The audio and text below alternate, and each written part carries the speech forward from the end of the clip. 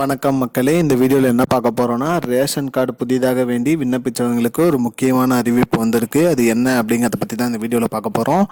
நம்ம சேனலுக்கு யாராவது புதுசாக வந்திருந்தீங்கன்னா மறக்காமல் நம்ம சேனலை சப்ஸ்கிரைப் பண்ணி பெல் ஐக்கானை கிளிக் பண்ணி வச்சுக்கோங்க. இந்த வீடியோக்கு ஒரே ஒரு லைக்கை மட்டும் கொடுத்துருங்க. வாங்க வீடியோக்குள்ளே போகலாம். அதாவது பார்த்திங்கன்னா, ரேஷன் கார்டு புது ரேஷன் கார்டு வேண்டி நிறைய பேர் விண்ணப்பிச்சிருக்காங்க. அதுவும் பார்த்திங்கன்னா கடந்த ஆண்டு பார்த்திங்கன்னா இந்த மகளிர் உரிமை தொகை துவங்கப்பட்டதுக்கு அப்புறம் தான் பார்த்திங்கன்னா நிறைய பேர் ரேஷன் கார்டு வேணும் அப்படின்னு சொல்லி அப்ளை பண்ணியிருக்காங்க. ஒரே குடும்பத்தில் பார்த்திங்கன்னா 2-3 ரேஷன் கார்டெலாம் கூட அப்ளை பண்ணியிருக்காங்க. அது மட்டும் இல்லாமல் மொத்தமாக 2,89,591 விண்ணப்பங்கள் வந்திருக்கு அப்படின்னு சொல்லி அரசு தரப்பில் அறிவிச்சிருக்காங்க. இதில் 1,22,000 அப்ளிகேஷன் தான் ஓகே இருக்குது. மீதி உள்ள 80,050 அப்ளிகேஷன் பார்த்திங்கன்னா வெரிஃபிகேஷனில் இருக்குது அப்படின்னு சொல்லியிருக்காங்க. இதில் 99,300 நிராகரணம் சொல்லியிருக்காங்க மக்களே.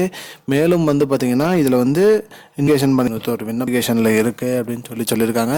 பிரச்சனை அப்படின்னு பார்த்தீங்கன்னா, ஒரே குடும்பத்தில் இருக்கிறவங்க பார்த்திங்கன்னா மகள் திருமணமானால் அவங்களுக்கு ஒரு ரேஷன் கார்டு அந்த மாதிரி அப்ளை பண்ணியிருக்காங்க. அந்த மாதிரி இருக்கிறதெல்லாம் வெரிஃபிகேஷன் பண்ணி அவங்க தனி குடும்பமாக இருக்காங்களா, ஒரே குடும்பமாக இருக்கிறாங்களா அப்படிங்கிறதெல்லாம் செக் பண்ணிவிட்டு அவங்களுக்கு ரேஷன் கார்டு தேவையா என்னங்கிற களப்பணி நடந்துகிட்டு இருக்கு.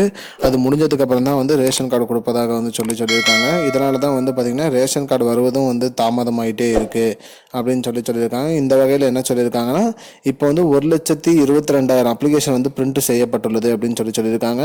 அந்த பிரிண்ட் செய்யப்பட்டுள்ள 1,22,000 ரேஷன் கார்டும் அவர்களுக்கு வழங்கப்படும் இந்த மாத இறுதிக்குள்ள அப்படின்னு சொல்லியிருக்காங்க மக்களே. இதுதான் மக்களே இப்போதைக்கு முக்கியமான பயனுள்ள தகவல். இது போன்ற பயனுள்ள தகவலை தெரிஞ்சுக்கொள்ள நம்முடைய சேனலை மறக்காமல் சப்ஸ்கிரைப் பண்ணி வச்சுக்கோங்க. இந்த வீடியோ உங்கள் ஃப்ரெண்ட்ஸ் அனைவருக்கும் ஷேர் பண்ணுங்கள். நன்றி.